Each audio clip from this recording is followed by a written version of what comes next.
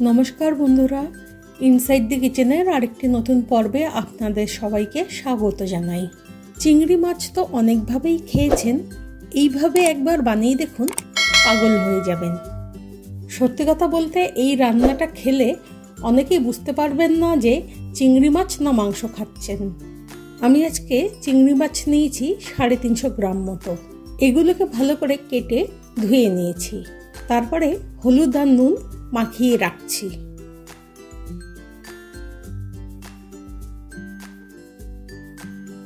দুটো বড় সাইজের আলুকে এইভাবে কেটে নিয়েছি, তবে আজকে আমি আলুর খোসা ফেলে নিই, আপনারা চাইলে ফেলে দিতে পারেন।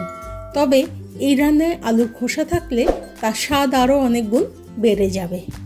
আর আলুর খোসা রেখেছি বলে আলুগুলোকে ভালো করে ধুয়ে নিয়ে 5-7 মিনিট মতো জলের মধ্যে ডুবিয়ে রেখে তারপরে কেটেছি।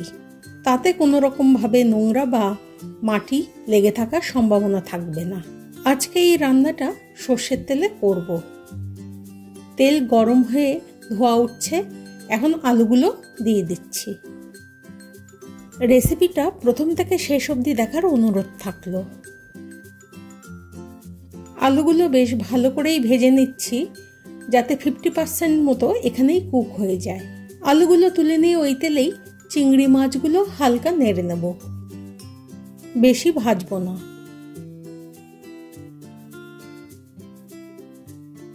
দুই থেকে 3 মিনিট চিংড়িগুলো নাড়াচাড়া করে উঠিয়ে নিচ্ছি। ওই তেলেই দুটো পেঁয়াজ কুচি দিয়ে দিলাম। এগুলোকে একটু নাড়াচাড়া করে নিয়ে দিয়ে দিচ্ছি 1 ইঞ্চি আদা, 6 থেকে 7 কোয়া রসুন,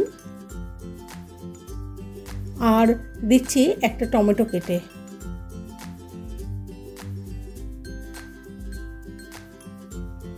এগুলোকে 3 থেকে 4 মিনিট মতো ভেজে উঠিয়ে নিচ্ছি।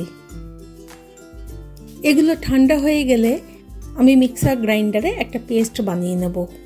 এবার ফোড়নে দিচ্ছি ছোট এলাচ, বড় এলাচ, দারচিনি, লবঙ্গ, একটা তেজপাতা, 1/2 চামচ গোটা জিরে। এগুলোকে 1-2 মিনিট তেলে নাড়াচাড়া করে নিয়ে দিচ্ছি একটা বড় পেঁয়াজ কুচি।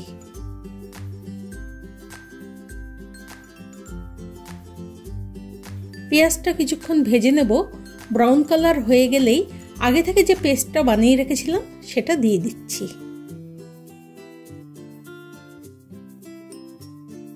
মশলাটা একটু নেড়ে নিচ্ছি।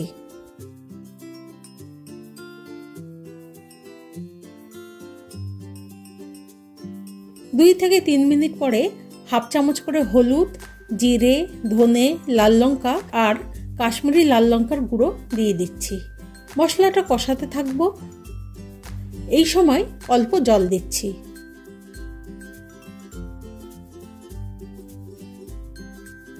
1 চামচ নুন দিয়ে দিলাম। মশলাটা থেকে যখন তেল ছাড়বে তখন ভালো করে ফেটিয়ে নেওয়া টক দই 2 চামচ দিয়ে দিচ্ছি। এবার কিছুক্ষণ মশলাটা কষিয়ে নিয়ে ভেজে রাখা আলুগুলো দিয়ে দিচ্ছি। আলু আর মশলা একসাথে কিছুক্ষণ নাড়াচাড়া করে নিচ্ছি। 1/2 কাপের মতো জল দিচ্ছি।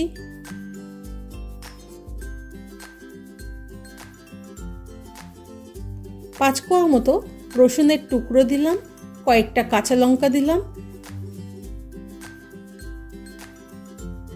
গ্যাসের ফ্লেমটা লো করে 5 মিনিট মতো ঢাকা দিয়ে রাখছি।